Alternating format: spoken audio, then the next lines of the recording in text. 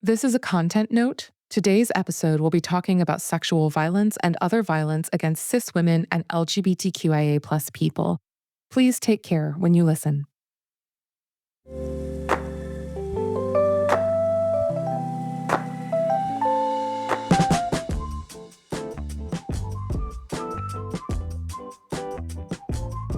Hello, everyone, and welcome to Feminism Now, the podcast from the National Organization for Women. I'm senior producer Bethany Brookshire, and I'm so happy to welcome you all back for season 4. The world for women is getting more hostile all the time. The second Trump administration has already made many people feel powerless and unsafe. It has cost people their jobs. The cuts to the federal government threaten women and children in this country with the loss of critical healthcare, food, and educational opportunities. The abrupt cutoff of U.S. foreign aid also threatens the safety and health of women all over the world. That's why our theme for season 4 will be protecting women in a hostile world. For our premiere episode of this new season, we're delighted to have NOW's national president, Christian F. Nunez, speak with V, formerly Eve Ensler, activist and author of The Vagina Monologues and the founder of V-Day and 1 Billion Rising, an activist movement devoted to ending violence against women, girls, transgender women, and the earth. We'd love to hear your thoughts on this season's theme. How are you feeling? Does the world feel more hostile to you too? Contact us at feminismnow@now.org. And now, let's hear from Christian. Hello, everyone. Hello. Welcome back to Feminism Now. I'm Christian F. Nunez, the national president of the National Organization for Women. Season 4 of Feminism Now, can you believe it, is already here. It feels like only a few weeks have passed since we launched the show, but what we have to talk about this season is so very important.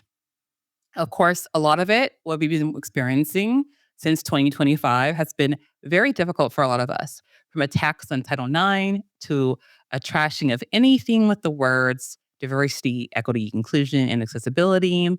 This year already feels like the attack on women and gender nonconforming people is just heartbreaking and just out of control. So, listeners, you know that we are not going to just sit back and listen to others do the work. We are going to do the work, and we are going to work together to protect women. That's why our theme is protecting women in a hostile world. But much of protecting women involves not just women doing that work, but for others coming together in society and helping stand up and fight for women in order to have this change.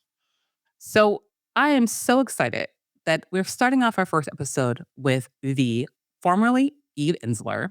And you might recognize her name from the iconic play, The Vagina Monologues. She's also the founder of V-Day and 1 Billion Rising, a movement that works to end violence against women, girls, transgender women, and the earth. So V, thank you so much for being here with us today. We're so excited to have you on Feminism Now. I'm thrilled to be here, and it's so good to see you and talk with you. Yeah, you as well. I keep in touch with everything you're doing on Instagram, but it's always great to see your face and have a conversation today. So, just to start off, for those who are not very familiar with the organization 1 Billion Rising, V-Day, and the Vagina Monologues, tell the listeners a little bit more about your organization and why it's such an important organization. Well, our movement was really born, believe it or not, it's hard to believe, almost 30 years ago. And it was really born out of my play, The Vagina Monologues, in the 90s. And I think it really started when I started performing the show because so many women would line up after the show to talk to me. And I thought, this is going to be fantastic. They're going to tell me about their wonderful sex lives and their fabulous orgasms and all the good things. And in fact, I would say 90 to 95% of the women who were lining up to talk to me wanted to talk to me about being raped or being abused or being cut or being battered. And it really became overwhelming. It was like the play had, excavated and compelled all these stories out of women and they needed to share. And it became so overwhelming that I thought to myself, either I'm going to stop doing the play or I'm going to do something to end violence against all women and girls and to see what we could do. in that regard. So, all great revolutions begin in living rooms and at kitchen tables. And I called all these women together and I said, look, I have this play.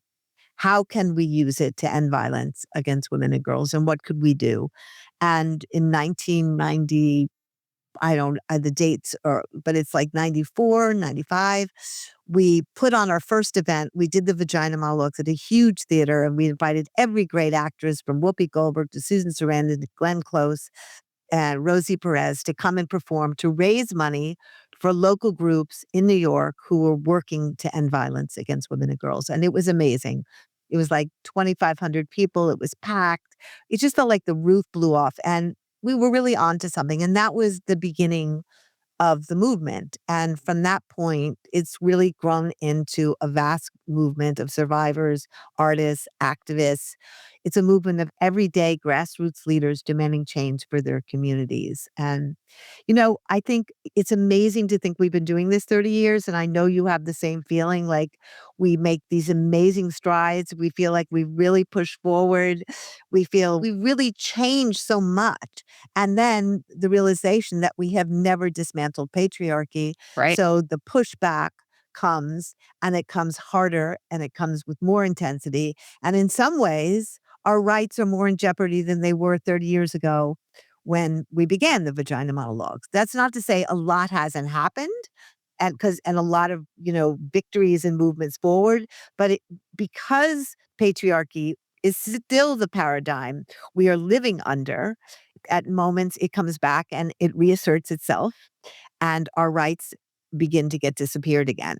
You're absolutely right, V. It's like until we address that underlying root cause of everything that contributes to misogyny and toxic masculinity, which is patriarchy and other things as well, right? Yeah. Like we kind of stuck. And I think part of this too, to me, reminds me of like this whole individual versus collective, right?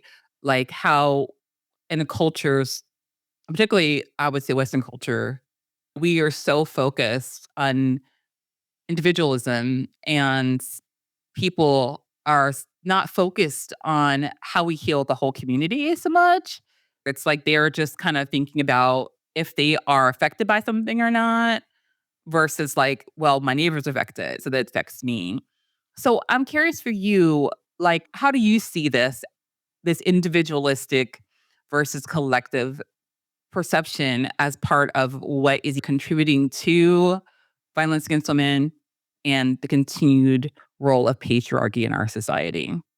Well, I think neoliberalism and patriarchy and racist misogyny all contribute to this kind of divided world that we live in, right? And make us believe that our issues are separate, that we are separate, that we're separate from the earth, that we can just go through all the ways we're separate. And I think one of the great things of being in a movement this long is that I think we discovered a long time ago that it's impossible to end violence against women and girls and transgender women and non-binary people on the earth without looking at all the attending violences, whether they're racism, whether it's morbid inequality of wealth, whether it's imperialism, whether it's colonialism, whether it's, the destruction of workers' rights or farmers' rights. I mean, all these things are part of the same story. And for me, patriarchy has always been the root Uh-huh. because patriarchy is a system that believes in hierarchy,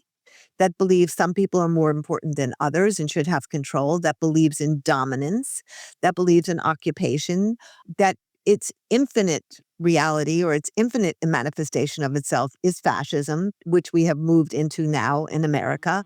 What we are constantly doing is we're working with the offshoots of patriarchy rather than saying, what is the system that we are living under that we need to crack in order to get at? I mean, I always dream of kind of like a global Marshall Plan for the dismantling of patriarchy, right? And all the ways we would do that, whether it's how do we bring up boys? How do we teach people how to apologize? How do we understand that dominance and occupation and telling other people what they can do and how they live and is not a part of the new story, right? What is the new story we're going to write and live in? And I think neoliberalism has made us believe and has just further and further isolated us into believing that me is so much more significant than we, right? Uh-huh. I just finished writing a new play about mental health that I was commissioned to write by the National Mental Health Association. And one of the things that was absolutely clear is that our mental health is completely dependent on the kind of psychological ozone layer in which we live. There's no way you can be well as an individual living in a world that is racist, that Absolutely. misogynist, that is capitalist, that is so part of it is how do we change that underlying thing? And what are the ingredients that would go into that? And there are many, but I think we never really addressed that larger system. So we're constantly swept back under. Yeah, you're absolutely right. It's like we're trying to constantly put like this band-aid on a problem that is so deeply like rooted. And this band-aid it's not going to help the healing that needs to happen for this world because these things are all violence. And do you see it that way? Because I see it this way. I see that poverty is violence, like homelessness is violence. All these things are types of violence because, like you're saying, it's so rooted in things that are not meant for equality. They're not meant for community. But they're not meant for care. Like, Right. I was thinking of the last month under this new administration. Mm. It's the United States of cruelty, right? Oh, yes. It's like everything is about undoing, unmantling, safety, care, Mhm. concern, protections, regulations, things that guarantee that people don't crash airplanes in the air, or that we know when there's a bird flu so people can protect themselves, or we can just go down the list. And Right.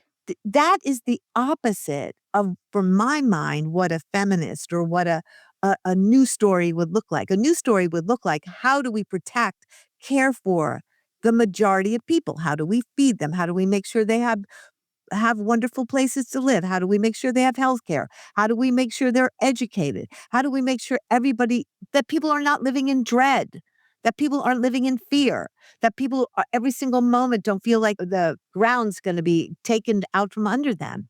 And that means that there are not these morbidly rich people, billionaires, right, at the top who are getting everything, more and more and more and more.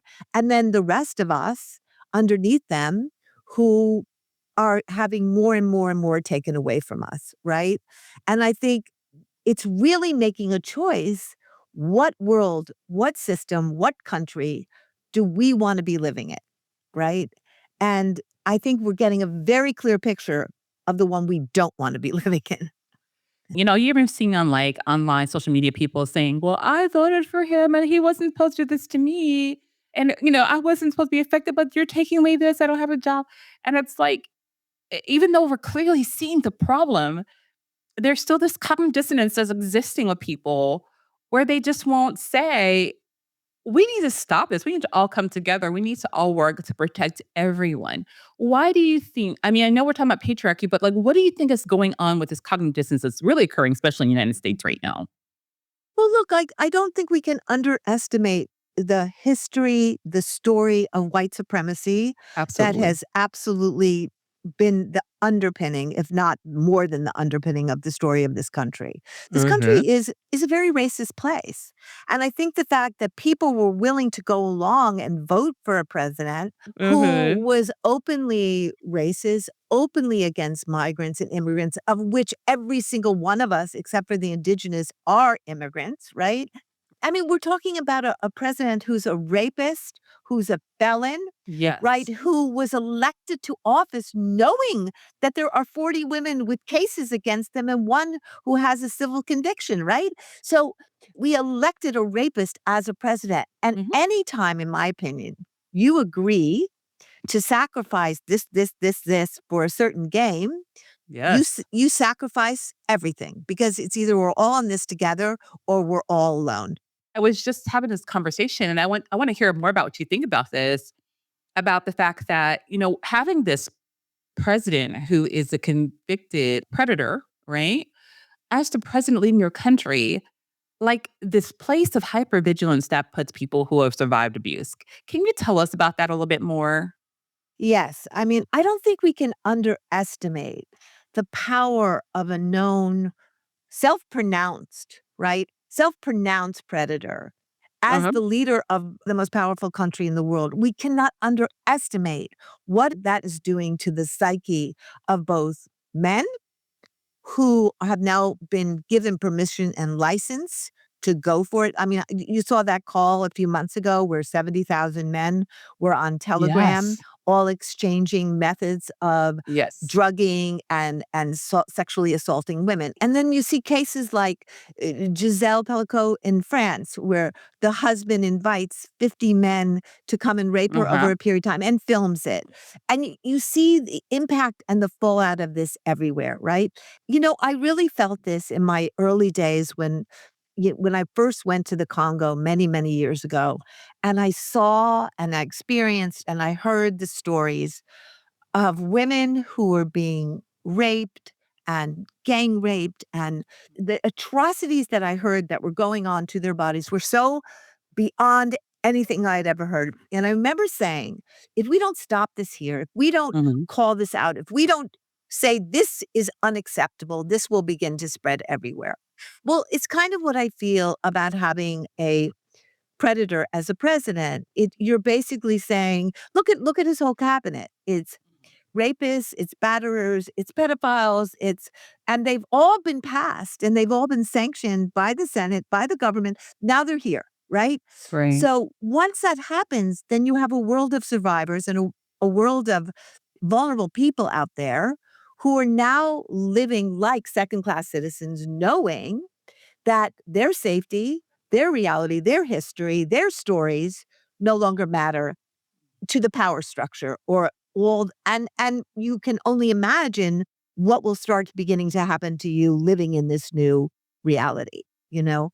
Yeah, it's just so important. Like it's just a re-traumatization. And then you have the other group who are feeling very emboldened to continue to be perpetrators of abuse and have no accountability at all because they're given a pass and they're given the green light by the leader of the country. And so it feels like at the same time we're becoming even more divided, right? And it's like, how do we move from this? I think part of it is we have to build movements where we understand that our histories, our stories, class, race, colonial history, geographic location, who we are is all part of the same story and it's not separate, right? I'm just thinking to myself like how did Donald Trump manage to pass through all the guardrails as a predator to get to this position of power? And the media was a large part of it, right? His fellow Republicans were a large part of it.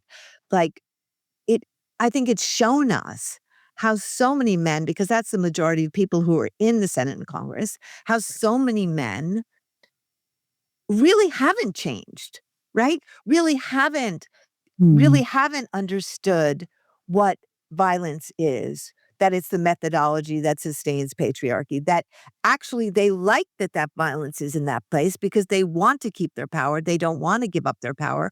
They don't want to live in an equal world of non-dominance and non-aggression. And I think what we have to all be is much bolder, much less apologetic, much clearer about the world we want, that we don't accept perpetrators as our leaders. And we have to call that out and make that a big deal. But it's often very difficult when you're living in a society where the media is constantly giving this person more and more attention without calling those things out. Yeah, we had this conversation because so many times we try to placate our aggressors, placate our oppressors, and because they're constantly driving fear, they're constantly bullying, they're intimidating and threatening, and that's what oppressors do. I say oppressors oppress, but yet we continue like in this world, like remaining silent about things that we cannot be silent about. I'm gonna go to break. I'll be right back.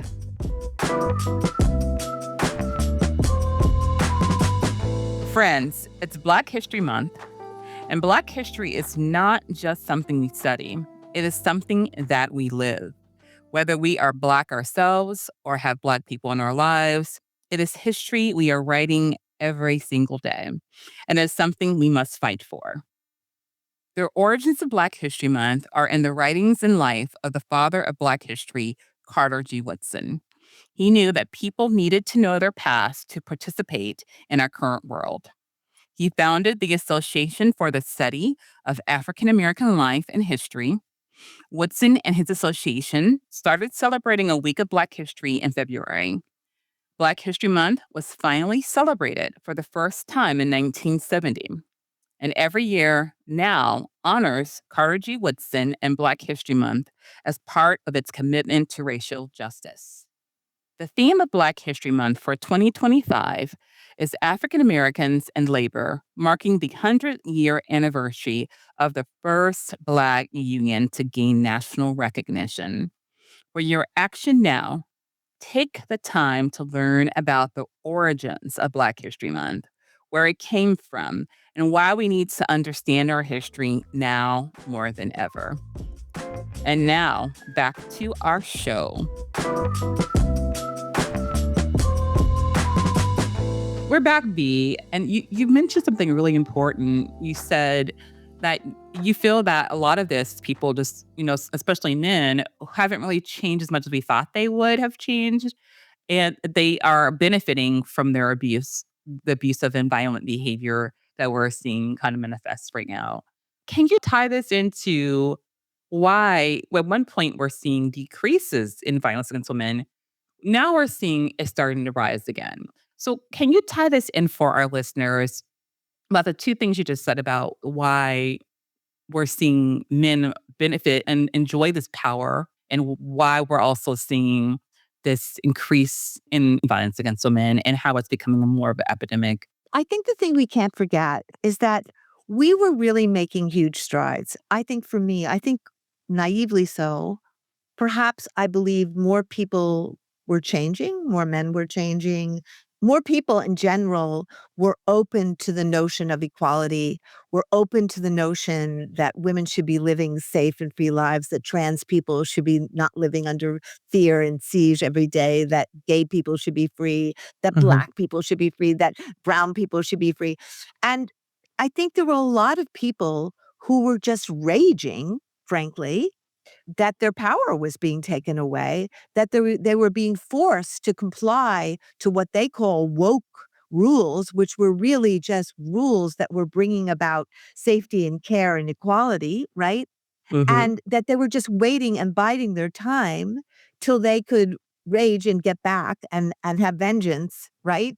And I think I'm a bit shocked to see how many people were in that position, right? Right. Mhm. Until we actually dismantle patriarchal DNA inside of us and in the culture, it will always flip back to that because people will want their power back, right? Right. So I think the pushback now is really an indication of how far we came, right? Right. It's like we went out there and now they're going to pull us all the way back. And I Mhm. think what they need to know is we're not going back. Like Right. Yes. like this vagina is not going back in the bottle, right? I am out and I am staying out. And I know that is true for many, many women and many, people who have worked our entire lives for our liberation, right? And I will fight for everybody's liberation, because that is the way of the future. And I think part of it is like, how do we build the muscle? How do we build the strength? How do we build the commitment to each other to fight for each other's issues, and that we understand that we are not going to let anybody separate us, anyone divide us. No, we're all in this together and Right. nobody gets left out. And I think part of that is getting out of this notion that it's me, me, me, me, me. That what we really want to do is build movements not of allyship, but of solidarity, which means like I am in this with you, for you, because of you, as you, right? I'm not doing this as a favor to you. I'm not doing this coming from a hierarchical position where I'm saving you. I am in this because I know that my solidarity with you saves us all. And that's such a different place to be coming from, Mm-hmm. because so much, I think, of the hierarchical reality that we get caught in sometimes keeps somebody up and somebody down, as opposed to understanding, no, no, no, we are all in the same story, the same circle, the same life. Oh my goodness, V, you just hit it on the head today.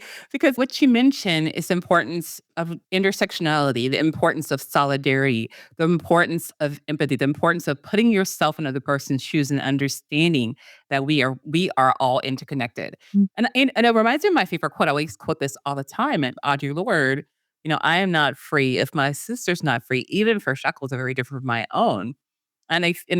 This feels like so much of what we have to come to in this world is to stop working in these siloed movements and start seeing this as one intersectional movement.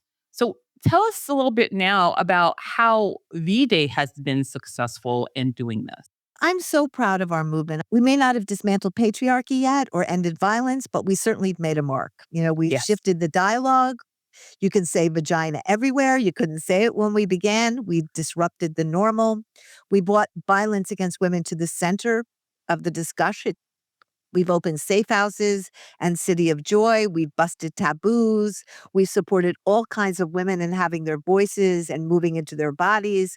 And we've built a global network of gorgeous solidarity, inspiring tens of thousands of college students to become activists, funded artists, frontline grassroots groups, lifted women in prison and those who are out. And we've been in solidarity for years with women in Yes. Afghanistan, Iran, Iraq, Palestine, Congo, Haiti, Juarez, Sudan, and really, I think one of the most beautiful things is we really bridged art and activism so that we've built a movement where art, it's such a powerful force for breaking through binaries, for breaking Yes. through people being stuck in their positions and opening people's hearts and opening people's minds.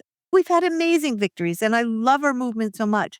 But the next step for all of us is to dismantle this paradigm that is absolutely going to either take us to our ends or be the thing we break out of and we insist that there is another way of living on this planet together without a notion of dominance, occupation, hierarchy, colonialist mindset, and hate Right. just being the groundwork of it, right? Hmm. But love, what would it mean to just love? And not tell Right. people what to do and not make people feel bad about how they are and not try to change people. Wow. This is so just powerful, this conversation.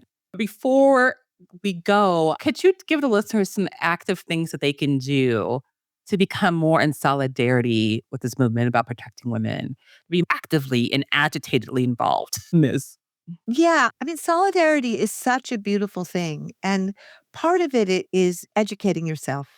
Educate yourself, learn about what's really happening to women here and around the world, because global solidarity for me is our most powerful tool. Yeah. Learn what's happening in Palestine, learn what's happening in Congo and Sudan. The other thing is you can come to 1billionrising.org and you can put on a rising anywhere you are in the world, right? Because I truly believe if we're going to survive 4 years of this madness, and I hopefully it won't be 4 years. Hopefully, we will have the Americans will rise up and say, this is not what Right. we want. We are not ushering in fascism. We are not ending democracy. I've been very excited to see all the uprisings that are starting to happen across the country and the economic boycotts. Pay attention to the boycotts because I think we have real power Yes. economically boycotting a lot of these companies that are supporting this administration, that refuse DEI, that have pushed back on all these programs that we have worked for our whole lives to bring about equality and equal representation and equity,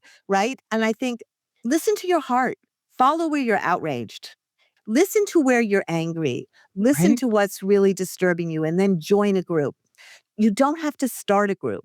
There are so many amazing groups doing the work now, and they need support and they need energy because they've been doing it so long. They need you to come in and give them some enthusiasm and love so they can keep going. So shine your light on people who are doing this work and also know that you matter. We need love now more than we have ever needed it before. We Absolutely. need love. We need to care. We need kindness, because the brutal mechanisms and daily machinations of this administration, hell bent on pushing us back into some Christian nationalist, fascist, hateful state, is not what the majority of us want. I Right. don't believe that. And I don't even think the people who voted for this want that. So part of it is now, can we all agree that we are going to open our hearts and really fight for a world where none of us are living in fear and none of us are living in dread?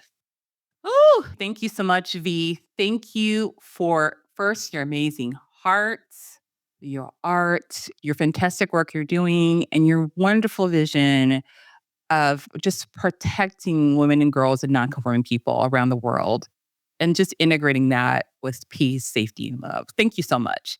Listeners, you heard it from me firsthand. So make sure you are connecting, that you are loving, that you're in solidarity.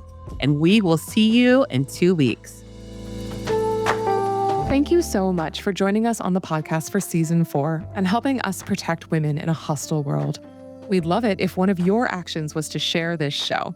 Please like and subscribe as well. You can also send us your thoughts and questions at feminismnow@now.org. Head to now.org to read up on Now's core issues and our approach to advancing women's equality. Together, we can make a difference. Thanks for listening, and we'll see you soon.